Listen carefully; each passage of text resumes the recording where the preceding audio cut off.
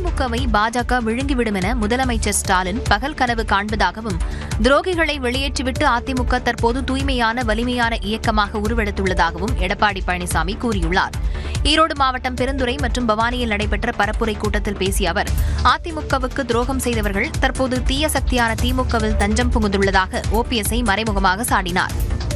ஸ்டாலின் அவர்களே, எங்களுடைய ஆட்சி நாங்க காப்பாத்திக்குவோம், எங்களுடைய கட்சியை நாங்க காப்பாத்திக்குவோம். ஆனா உங்க கட்சியை அவரால் காப்பாற்ற முடியாது. முடியுமா?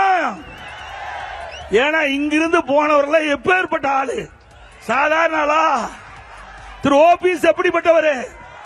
அவர் எந்த இடத்துக்கு போனாலும் ஆம வீடு, ஆம என்ன சொல்லுவாங்க, ஆம புகுந்த வீடும் அமினா புகுந்த வீடு மாதிரி திரு ஓபிஎஸ் புகுந்த கட்சி அதோட முடிச்சு.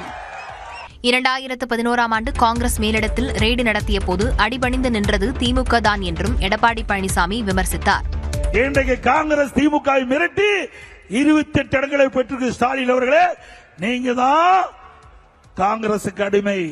அனைத்து இந்திய அண்ணா திராவிட முன்னேற்ற கழகத்தை பொறுத்த வரைக்கும் வெளிப்படையாக எங்களுடைய கூட்டணி இருக்கின்றது. அதிமுகவில் ஒரு சாதாரண தொண்டன் கூட முதலமைச்சராக முடியும் என்றும் அவர் குறிப்பிட்டார்.